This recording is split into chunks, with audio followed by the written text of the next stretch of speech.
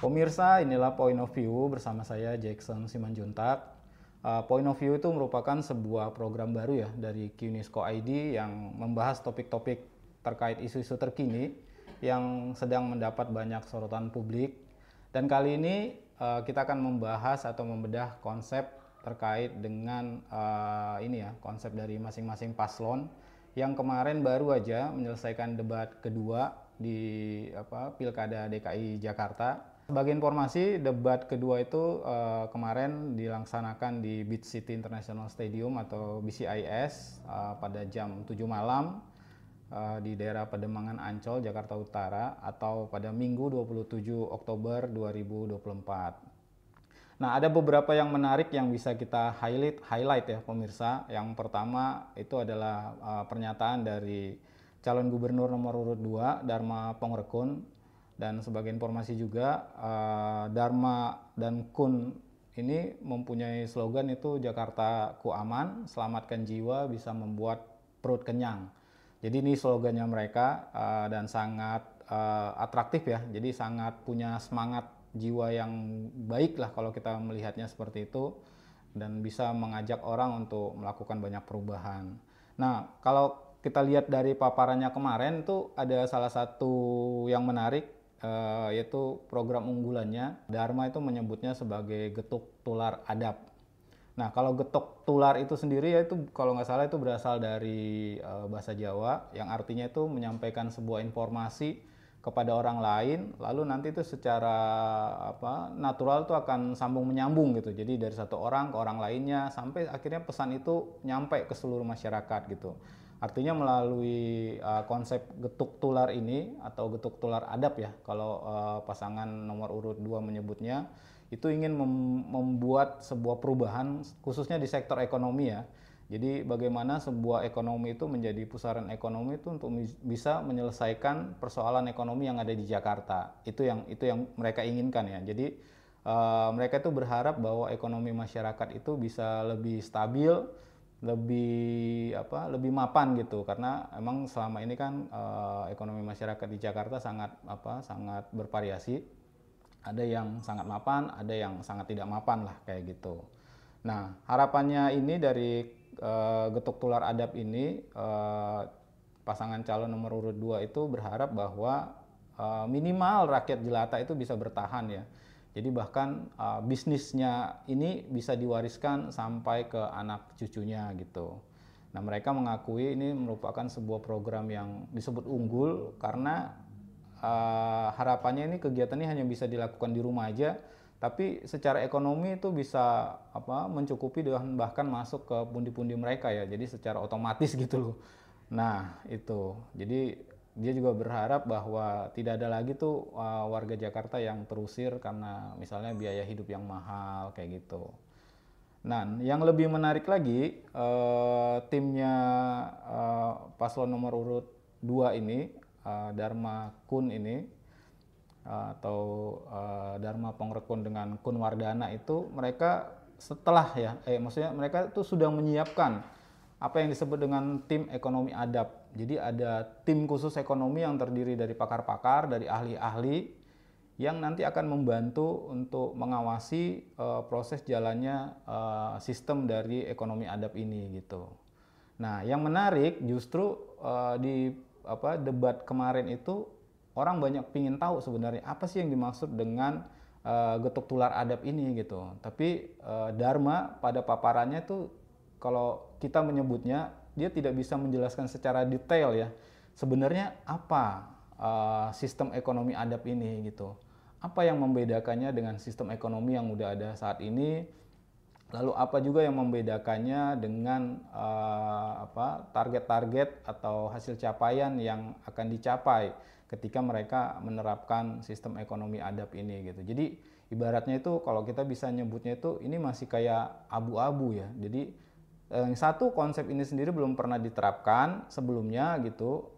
Kita juga nggak tahu ya, mungkin pernah gitu, tapi banyak yang mengatakan bahwa mereka belum pernah dengar gitu. Yang kedua, konsep detailnya sendiri itu sampai saat ini dari sekian lama masa kampanye sampai saat ini belum ada penjelasan. Bahkan kita coba riset tadi melalui online, itu juga masih pada bingung apa sih sebenarnya yang dimaksud dengan sistem ekonomi adab gitu. Lalu kita coba ke maju lagi ya. Jadi kemarin itu pas debat pilkada yang kedua, berbeda dengan yang lain tuh Pak Dharma itu memberi kesempatan kepada wakilnya itu untuk menjelaskan dengan durasi, padahal itu cuman mereka dikasih waktu kalau nggak salah 4 menit, dan si Pak Kun Wardana ini coba memanfaatkan waktu itu dengan sangat efisien. Aku pikir itu cara dia menyampaikan juga cukup baik, cukup jelas apa yang mau disampaikan, dan pesan-pesannya juga bisa diketahui lah apa saja gitu. Yang pasti kalau kita ngelihat bahwa pada pemaparannya itu ya, Kunwardana itu mau bilang bahwa mereka itu sebenarnya mengusung konsep ekonomi digital ya. Jadi itu untuk meningkatkan pertumbuhan yang inklusif. Nah, itu alasannya gitu. Lalu mereka bilang kalau untuk mau mewujudkan hal itu, kita perlu namanya pengadaan infrastruktur digital katanya. Lalu pas dijelaskan lebih lanjut, ternyata infrastruktur digitalnya itu salah satu yang diperlukan tuh adalah internet gratis gitu. Nah, ini jadi pertanyaan menarik ya. Apakah dengan internet gratis itu bisa untuk menumbuhkan konsep ekonomi digital gitu? Karena penggunaan internet sendiri kan sangat luas ya.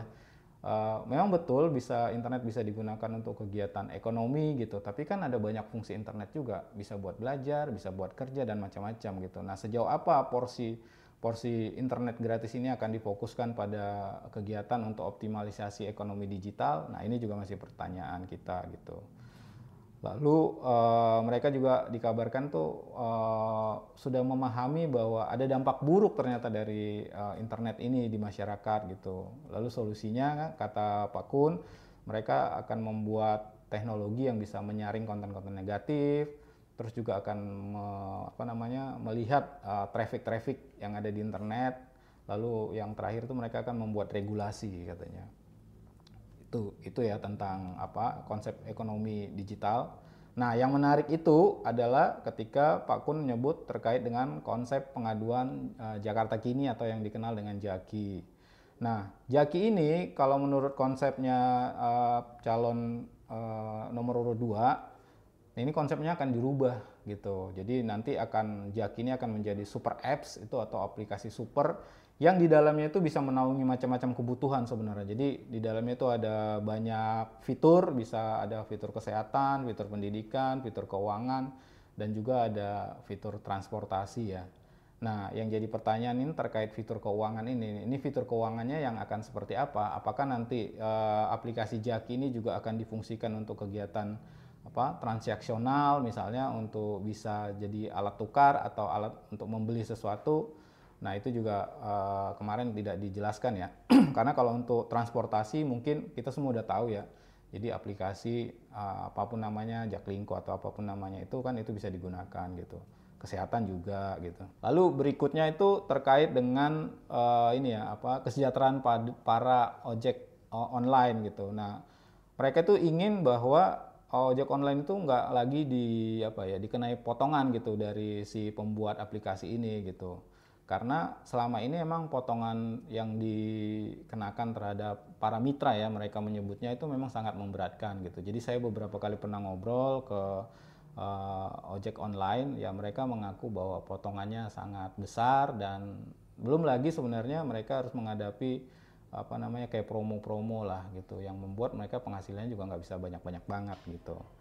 Nah, lalu nanti para pelaku ojol ini juga akan diberikan BPJS Kesehatan sama BPJS Ketenagakerjaan ya. Nah, ini untuk sebagai jaminan agar mereka terhindar dari jaminan kecelakaan kerja dan jaminan kematian lah. Jadi intinya mereka itu akan terjamin hidupnya gitu. Beda dengan yang selama ini memang kan kalau mau punya BPJS ya berarti mereka melakukannya secara mandiri gitu. Hal lain yang menurut saya juga perlu kita perhatikan dengan serius itu terkait dengan penggunaan teknologi blockchain ya. Dan ini baru satu-satunya di pilkada ada paslon yang hadir dengan konsep teknologi blockchain gitu. Nah, memang sih kita tahu ya blockchain ini banyak digunakan untuk meminimalisir hal-hal yang tidak perlu lah. Misalnya jadi mismanagement itu nggak perlu, penyimpangan tuh jadi minim, korupsi juga, pungli apa lagi gitu ya. Terus orang-orang dalam juga udah nggak bisa lagi nih bikin apa-apa kalau misalnya udah ada sebuah konsep yang menggunakan teknologi blockchain gitu. Nah, teknologi blockchain ini nanti akan digunakan tuh terkait dengan pengadaan barang dan jasa, pengelolaan jasa keuangan dan transparansi keuangan. Nah, kalau kita ngelihatnya ini merupakan sebuah langkah yang maju ya. Karena kita tahu ada banyak potensi kebocoran anggaran dan ini sangat merugikan gitu. Kita sih semoga berharap ya teknologi ini memang bisa diaplikasikan dan memang harusnya sih ada best practice ya yang bisa jadi rujukan gitu, karena jangan sampai nanti ketika teknologi ini digunakan ternyata banyak kendalanya, karena yang saya baca juga salah satu kendalanya itu adalah pembuatannya atau pengadaannya itu membutuhkan biaya yang lumayan mahal gitu ya. Takutnya output yang ingin dicapai tidak maksimal, tapi biaya yang dikeluarkan jauh lebih mahal gitu kan. Jadi agak terkesan mubazir misalnya gitu. Nah, itu semoga tidak terjadi gitu. Nah, ini yang menarik, kita lanjut ke pasangan calon gubernur nomor urut 3 ya. Nah, kemarin malam itu Pak Pramono Anung itu bicara tentang kondisi dari disparitas ya nyebutnya antara si kaya dan yang miskin. Memang kita juga nggak bisa pungkiri di Jakarta ini kita mau lihat yang kaya banget banyak, yang miskin banget juga banyak gitu. Nah, lalu dia mengusulkan beberapa cara atau upaya untuk mengentaskan kemiskinan gitu. Jadi ada beberapa solusi yang diusulkan. Yang pertama itu adalah Kartu Jakarta Pintar gitu. Nah, ini sebenarnya bukan program yang baru-baru amat, ini udah ada dari sebelumnya. Cuman bedanya di sekarang ini kalau mereka nanti dipercaya memimpin Jakarta, jadi pengurusannya itu nggak lagi terfokus di satu lokasi. Kalau kemarin tuh kan hanya di Rawabunga ya, jadi kasihan emang gitu. Sementara numpuk dari 44 kecamatan di Jakarta, pengurusannya di satu tempat, ya bisa dipastikan ada banyak kendala lah gitu. Tapi kalau misalnya nanti di 44 kecamatan yang ada di Jakarta dibuat menyebar gitu ya, semua fasilitasnya ada, itu juga akan jauh lebih memudahkan gitu bagi masyarakat. Lalu juga ada program gratis ke museum, gratis ke tempat hiburan yang milik Pemprov kayak Ancol, Taman Mini dan Ragunan. Nah, ini juga penting ya. Jadi ibaratnya buat masyarakat dengan kemampuan ekonomi yang terbatas, mereka juga butuh hiburan gitu.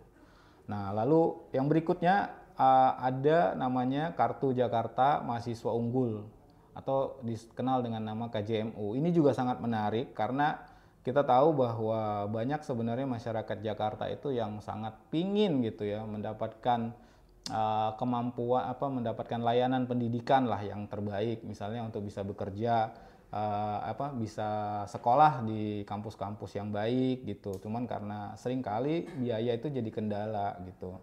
Nah, dengan konsep KJMU yang baru ini Pak Pramono Anung itu pingin bahwa verifikasi terkait dengan si penerima KJMU ini cukup dilakukan pada sekali aja pada waktu pertama kali. Dan ini benar sekali karena saya punya teman yang anaknya itu agak kesulitan karena harus verifikasi KJMU setiap tahun gitu. Padahal mereka itu termasuk dari golongan yang kurang mampu, teman-teman. Jadi sangat sangat merepotkan gitu. Jadi seakan-akan ini Pemprov yang sekarang ini nih kayak nggak percaya bahwa si ini nih udah baik gitu kondisi, padahal belum tentu juga gitu. Jadi akan lebih baik karena dananya juga ada. Jadi penerima KJMU itu ya sebaiknya memang diseleksinya di tahap awal gitu. Jadi sampai dia selesai kuliah, yaitu memang merupakan tanggung jawab dari negara lah, kabarnya begitu. Lalu yang menarik juga tim Pramono Anung dan Bang Dul itu mempunyai konsep Jakarta Bugar. Nah, ini apa nih yang bugarnya? Nah, yang bugarnya itu adalah mereka tuh punya ide untuk bikin sarapan pagi sehat gratis bagi anak-anak sekolah. Nah, ini pasti sangat menarik ya. Jadi anak-anak tuh pasti sangat menantikan dapat sarapan. Jadi beda ya antara makan bergizi gratis kalau untuk siang dengan sarapan, karena kalau sarapan ini kan sifatnya dia komplementer ya, jadi maksudnya dia bersifat pelengkap dan tidak biayanya pasti tidak sebanyak untuk makan bergizi gratis lah kayak gitu. Jadi ya ini akan sangat mungkin bisa dilakukan sebenarnya, dan emang Tidak bisa dipungkiri juga banyak juga sih anak-anak gitu ya yang berangkat sekolah itu juga nggak sarapan loh. Nah itu juga kasihan karena kita beberapa kali juga menyaksikan itu ya, maksudnya di tempat sekitar saya tinggal gitu ada banyak anak-anak tuh yang berangkat pagi-pagi karena mereka masuknya pagi gitu ya, bahkan sarapan juga nggak sempat gitu.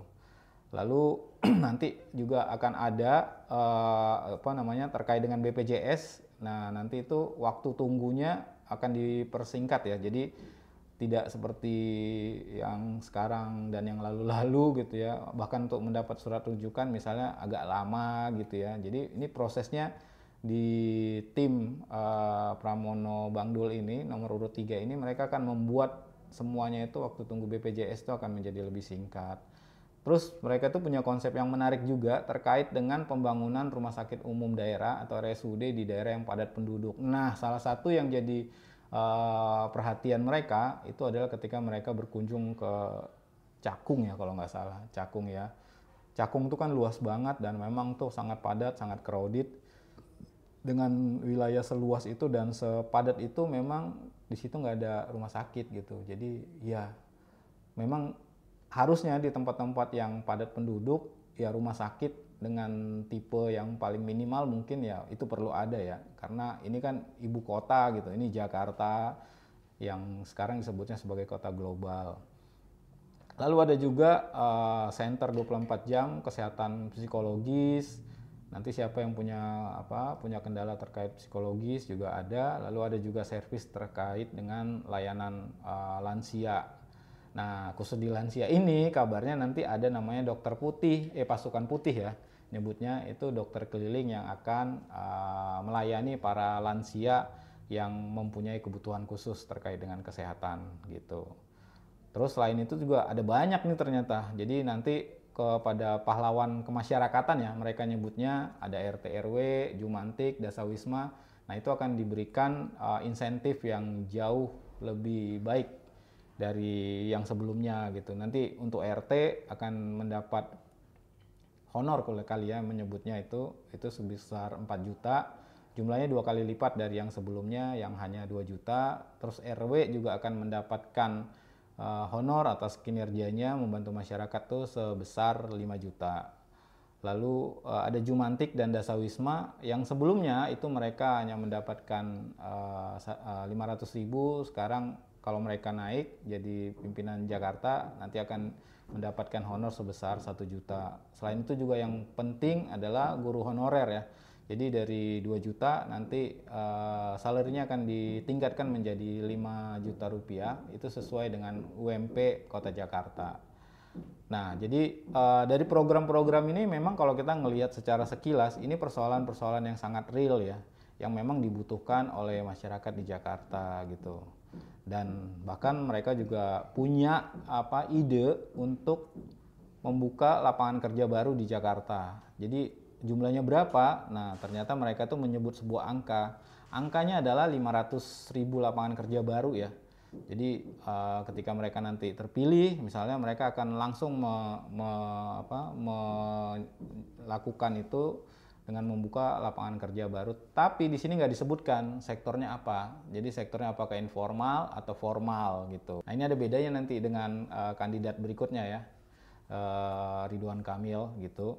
Terkait dengan lapangan kerja ini menarik sih kalau menurut saya gitu. Lalu selain itu ada juga biaya sekitar 300 miliar yang akan digunakan untuk modal kerja UMKM yang prioritasnya itu adalah perempuan.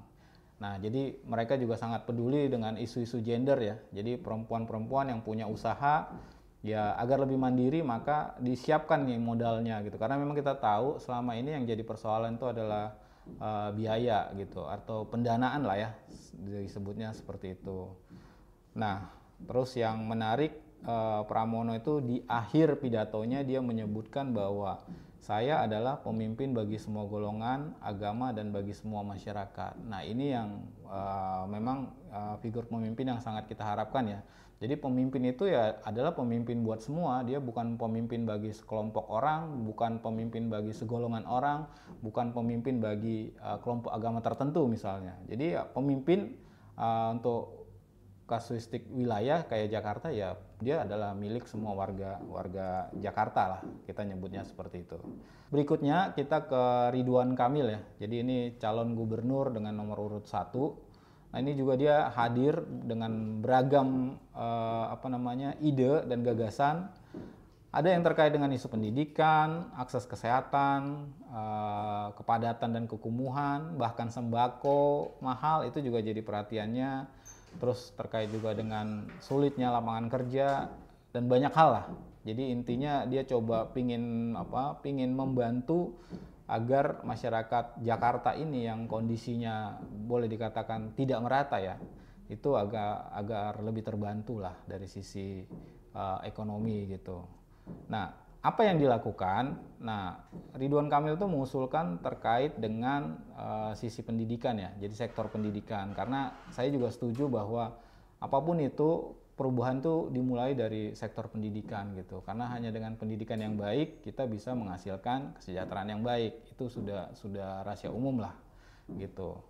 Nah, nanti kalau di eranya Ridwan Kamil, seandainya mereka terpilih jadi pemimpin Jakarta, yang pertama itu yang akan dilakukan adalah semua sekolah dari SD sampai SMA gratis. Nah, itu bukan hal yang baru ya. Tapi ada yang lebih spesifik lagi bahwa selain di negeri, jadi di swasta juga nanti semua murid siswa SD dari SM sampai SMA itu akan gratis, teman-teman.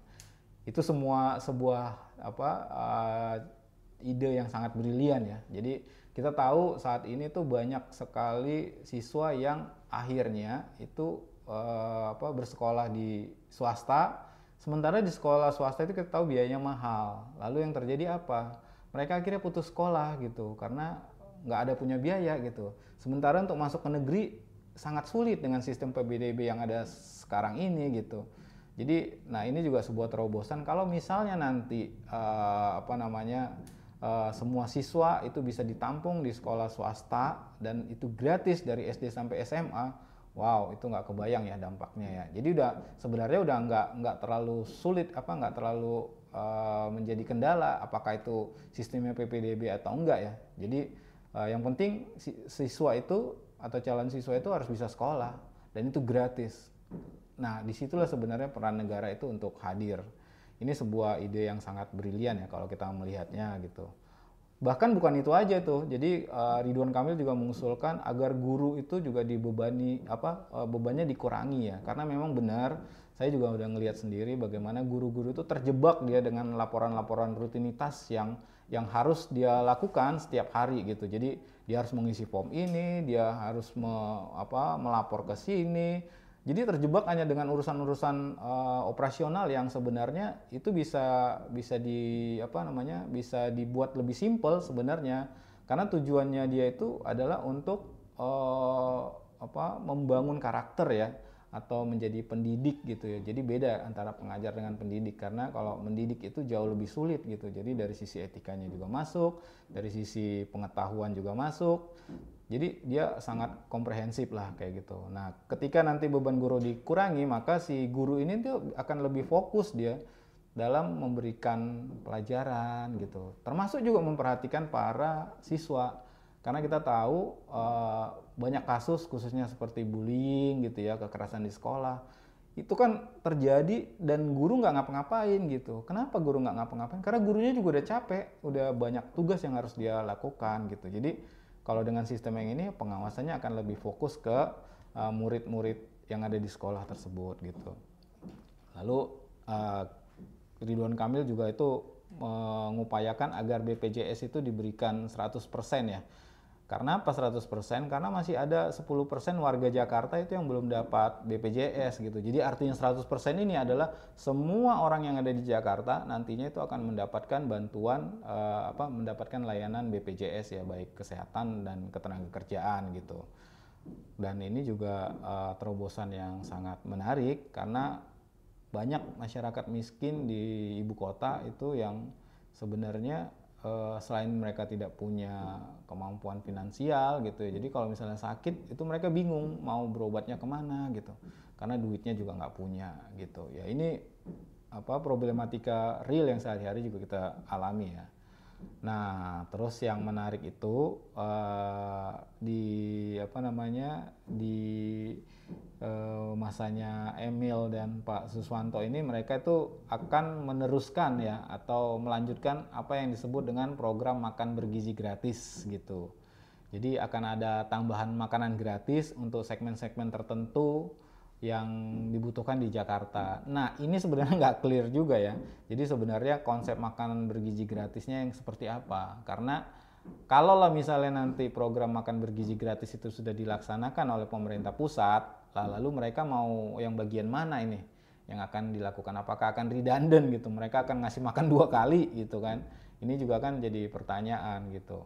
Kalau misalnya dengan sarapan gratis kayak konsepnya Pak Pramono, itu jauh lebih bisa diterima ya. Tapi kalau misalnya program makan bergizi gratis, nah itu pelaksanaannya seperti apa, dan itu juga masih belum dijelaskan secara detail. Lalu sama dengan apa namanya di konsep si apa Pak Pramono yang tadi. Nah, di paslon nomor urut 1 ini mereka juga punya perhatian khusus nih terkait dengan lansia dan disabilitas gitu. Jadi nanti akan ada dokter keliling yang akan apa namanya memberikan pelayanan lah ya terhadap mereka-mereka yang membutuhkan, khususnya lansia dan disabilitas. Karena kita tahu kan lansia dan disabilitas ini kan punya keterbatasan ya, keterbatasannya terkait dengan mobilitas kayak gitu. Jadi harus dipikirkan juga gitu. Jadi nanti akan ada dokter keliling yang akan memberikan pelayanan terbaik gitu. Lalu Pak Ridwan Kamil juga menyebutkan bahwa Jakarta ini adalah kota yang stres ya katanya ya, kota yang dimana penduduknya stres gitu. Stres karena apa? Banyak, karena macet misalnya, karena polusi, karena penghasilan yang terbatas, karena lapangan kerja yang minim, harga-harga yang mahal gitu ya. Jadi Jakarta ini dikenal sebagai kota stres nomor 9 kalau menurut Pak Ridwan Kamil. Nah, karena itu nanti akan ada nih terobosan baru ya, berupa aplikasi lah ya, atau nanti ada mobil curhat kalau dia menyebutnya. Nanti semua orang-orang yang butuh apa ya, butuh konseling, mungkin butuh bantuan saran atau apapun itu, nanti bisa curhat misalnya di aplikasi itu, dan bisa ketemu mobil curhat kalau misalnya ada yang ingin didiskusikan gitu. Lalu terkait dengan isu ekonomi, nah ini yang menarik ini. Jadi Pak Ridwan Kamil itu sudah apa ya, sudah membuat kebijakan atau apa ya, pingin menerapkan sebuah hal yang sangat fenomenal kalau menurut saya, yaitu berbeda dengan Pak Pram tadi, mereka pingin buat 500 ribu lapangan kerja baru. Nah, kalau ini 1 juta men, itu 1 juta itu bukan angka yang kecil ya, itu angka yang besar gitu. Lalu dari 1 juta itu 600 ribu itu akan ditampung di sektor formal. Dan kita tahu sektor formal tuh sektor yang benar-benar formal ya. Jadi mulai dari PNS mungkin perusahaan swasta yang benar-benar akan menerapkan kerja-kerja formal gitu. Nah, lalu yang jadi pertanyaan, apakah akan semudah itu gitu untuk menyalurkan orang ke sektor-sektor formal? Yang jadi persoalan ketika adalah sumber daya manusianya itu tidak memadai atau tidak capable. Nah, itu kan jadi persoalan sendiri ya. Masalahnya kan tidak kemampuan sumber daya manusia di Jakarta kan bisa dibilang juga sangat beragam gitu. Apakah semua orang akan otomatis diterima gitu di sebuah perusahaan swasta gitu untuk bekerja di situ di sektor formal? Nah, itu kan juga jadi pertanyaan publik ya gitu. Jadi ya ini juga masih menyisakan pertanyaan kalau kita melihatnya gitu. Lalu ada 300 ribu di sektor UMKM. Nah, ini juga tantangan dan ini juga tidak mudah ya, karena bagaimana kita bisa menghasilkan UMKM ya. Jadi UMKM itu bukan cuma hanya berdiri, tapi ini harus bisa mandiri loh. Karena kita tahu selama ini UMKM yang ada ini juga punya kesulitan yang sama. Yang pertama itu cara mengakses modal gitu. Karena ketika mereka mau membuat pinjaman, ya kan dibutuhkan misalnya agunan, ada rumah, ada kendaraan atau apapun itu gitu. Sementara mereka nggak punya gitu. Itu kan akan balik lagi ke posisi awal, ke posisi nol gitu. Nah, ini jadi persoalan penting nih, bagaimana 300.000 lapangan kerja baru di sektor UMKM ini bisa terwujud. Ini juga jadi hal yang kita kritisi bareng-bareng ya. Nah, tapi kalau yang berikutnya diusulkan ada 100.000 lapangan kerja baru yang padat karya. Kalau kita ngelihatnya bahwa ini nih sangat masuk akal gitu. Bagaimana menciptakan lapangan kerja yang padat karya yang semua orang bisa terlibat gitu misalnya.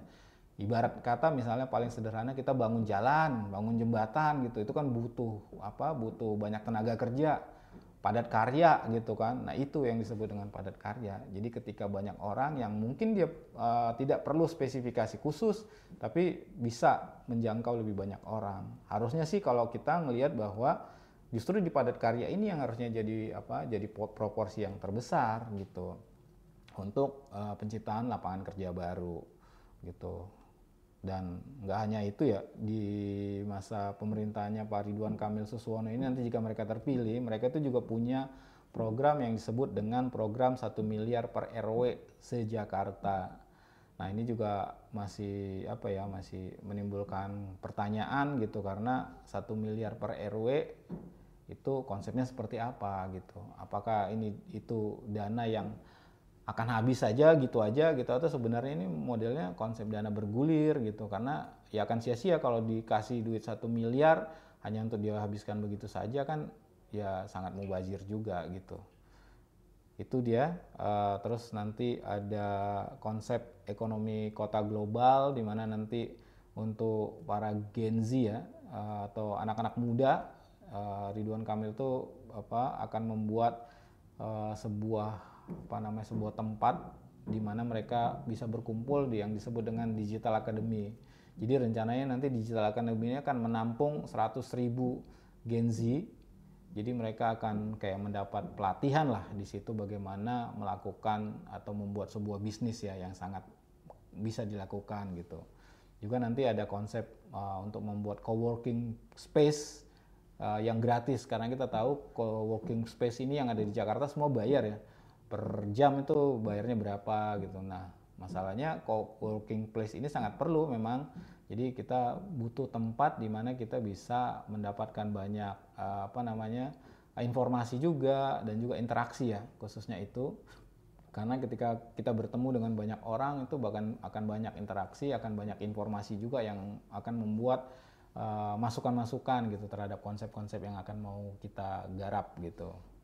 Nah, sama seperti dengan Pak Dharma Pongrekun, Pak Ridwan Kamil juga memberikan kesempatan yang sama untuk wakilnya untuk menceritakan visi misinya, walaupun dengan durasi yang sangat minim ya. Jadi kalau nggak salah itu kemarin cuma sekitar hampir 1 menit kali ya. Tapi di sisa waktu yang 1 menit itu ada pernyataan yang memang menarik dari Pak Suswono itu, dan menurut saya itu benar. Dia mengatakan bahwa 98% pangan Jakarta itu atau bahan pangan Jakarta itu dipasok dari luar Jakarta. Dan setelah kita cek itu benar ya, bahwa sebenarnya kita nggak punya Jakarta ini nggak punya apa yang disebut dengan kemandirian pangan gitu. Jadi ketika asupan atau pasokan dari luar Jakarta itu berhenti, ya maka orang di Jakarta akan kelaparan gitu. Nah, inilah kenapa ketahanan pangan itu menjadi penting ya, dan kondisi ini sebenarnya sangat rawan. Sayangnya hal ini nggak pernah diperhatikan atau kurang diperhatikan tepatnya. Padahal harusnya pangan dari Jakarta itu mau nggak mau harus diupayakan bagaimana sebisa mungkin itu berasal dari Jakarta gitu.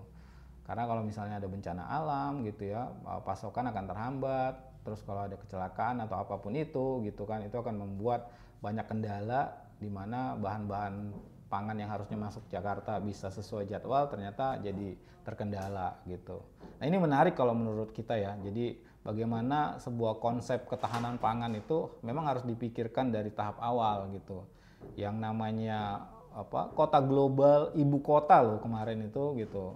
Bahwa ya ketahanan pangan tuh penting gitu. Lalu yang berikutnya pasangan Ridho ya, kita nyebutnya Ridwan Kamil Suswono. Nah, mereka itu rencananya akan membuat atau memperbanyak lah kontrak kerjasama antara Pemprov dengan daerah-daerah pemasok. Jadi akan ada kerjasama untuk memenuhi kebutuhan atau memenuhi kebutuhan masyarakat di Jakarta agar jangan sampai terjadi kekurangan gitu. Lalu selain itu juga mereka solusinya adalah menghadirkan sembako murah, dan bagaimana mewujudkannya adalah dengan memberikan anggaran subsidi pangan, menurut mereka seperti itu ya. Dan menghadirkan sembako murah ini juga nggak persoalan mudah ya. Oke, kita bisa menghadirkan sekali gitu, tapi masalahnya kita butuh pangan itu setiap hari gitu. Sementara sembako murahnya mungkin hanya akan terjadi di awal bulan gitu. Lalu dari awal bulan sampai akhir bulan bagaimana gitu? Itu juga jadi persoalan ya. Karena itu memang menghadirkan sembako murah ini ya itu harus setiap hari kalau bisa gitu. Ya caranya bagaimana? Ada banyak sih caranya, misalnya dengan memotong jalur tata niaga gitu ya. Jadi dengan juga membuat jadi produsen di tempat itu, jadi produsennya nggak dari tempat yang jauh misalnya kayak gitu, atau memotong jalur transportasi dan segala macam lah ya. Selain itu juga akan ada banyak titik-titik distribusi di mana rakyat itu diharapkan tuh nggak perlu antre panjang gitu. Jadi untuk mendapatkan bahan makanan, jadi mereka bisa langsung datang ke lokasi-lokasi yang udah ditentukan gitu. Jadi ya nggak ada lagi tuh namanya antre sembako gitu. Harapannya seperti itu ya, karena ketika ada pasar murah biasanya kan yang terjadi adalah antrean gitu, dan ketika antrean yang terjadi adalah nggak semua masyarakat itu akan mendapatkan sembako murah. Kenapa? Karena satu, stoknya terbatas gitu kan. Kedua, masyarakatnya jauh lebih banyak yang datang gitu kan, karena iming-iming harga murah tadi gitu. Jadi hal-hal seperti ini memang harus selalu diperhatikan gitu. Jadi ketika menerapkan sembako murah ya berarti sembako murah yang harusnya seminimal mungkin itu bisa memenuhi kebutuhan masyarakat di sebuah tempat gitu. Jangan sampai sembako murah tapi ternyata ketersediaannya cuma 10% dari jumlah populasi, ya itu mah sama aja bohong gitu ya. Lalu yang menarik juga, tim Rido ini juga akan memanfaatkan apa yang disebut dengan lahan-lahan terlantar. Dan memang kalau kita mau jeli, lahan-lahan terlantar itu ada banyak sebenarnya di Jakarta. Bahkan lahan-lahan yang di bawah kolong tol itu kalau bisa dimanfaatkan, atau lahan-lahan sisa gitu ya, itu juga bisa dimanfaatkan untuk kegiatan atau gerakan pertanian kota disebut, atau urban farming dikenalnya ya. Jadi sebenarnya urban farming ini kalau di Jakarta itu kemarin tuh sempat dipopulerkan juga sama Ridwan Kamil ya.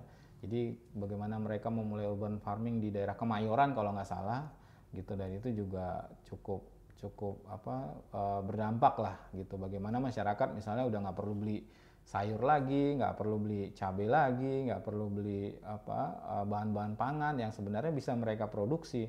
Nah, kalau lah misalnya urban farming ini mau dimaksimalkan, ini sebenarnya potensinya sangat besar ya, gitu. Cuman apakah nanti masyarakatnya bisa disupport full gitu, misalnya dalam hal pembibitannya gitu-gitu, terus dalam hal saprodinya misalnya, karena kan itu juga butuh bibit, butuh pupuk, dan banyak lah ya gitu. Nah kalau misalnya pupuknya aja masih mahal ya, gerakan urban farming ini juga jadi akan berjalan di tempat karena ada persoalan-persoalan itu gitu. Lalu yang terakhir, kalau di eranya Ridwan Kamil dan Suswono ini, mereka itu punya konsep bahwa KJP Plus itu akan diteruskan, bahkan ditingkatkan. Dan pada kesempatan yang kemarin pas di debat kedua, Pak Suswono itu bilang bahwa KJP Plus di eranya Pak Anies itu tidak akan dihapus gitu. Artinya dia pingin menjelaskan bahwa kami itu akan meneruskan konsep-konsep yang udah ada sebelumnya loh, yang konsep yang udah dilaksanakan oleh Pak Anies gitu. Nah, nggak tahu nih perubahannya di seperti apa gitu, karena KJP Plus sendiri sebenarnya banyak juga dikeluhkan masyarakat ya, karena banyak ternyata yang tidak berhak yang mendapatkan gitu. Sementara masyarakat yang harusnya mendapatkan itu tidak masuk sebagai kriteria penerima gitu misalnya gitu. Nah, itu banyak kasus-kasus KJP yang seperti itu gitu. Dan saya ngelihat sendiri juga di beberapa sekolah misalnya bagaimana mereka-mereka yang seharusnya menerima jadi tidak menerima gitu, karena ada kuota-kuota, terus mereka lebih dekat dengan guru misalnya gitu, jadi nggak objektif penilaian untuk pemberian KJP Plus ini. Nah, kita sih berharap nanti siapapun yang terpilih nanti pemberian KJP Plus ini bisa lebih transparan ya, artinya memang tepat sasaran dan memang diberikan kepada orang-orang yang membutuhkan gitu. Nah, dari semua paparan ini tadi, memang terlihat dari masing-masing kandidat ini memang sudah sangat menguasai ya persoalan-persoalan yang terjadi di Jakarta, tinggal nanti implementasinya seperti apa gitu. Karena implementasi ini juga berhubungan dengan banyak hal, ada berhubungan dengan regulasi, berhubungan dengan pembiayaan, berhubungan dengan pemerintah pusat dan macam-macam lah gitu. Dan semoga aja yang terpilih nanti itu merupakan pemimpin yang terbaik untuk Jakarta. Kita sih berharapnya seperti itu. Nah, pemirsa, demikian tadi pembahasan kita di Point of View terkait dengan konsep dari masing-masing paslon yang kemarin baru aja menyelesaikan debat pilkada yang kedua. Dan kita akan ketemu lagi nanti di topik-topik terhangat selanjutnya hanya di Point of View. Terima kasih untuk menyaksikan acara kita.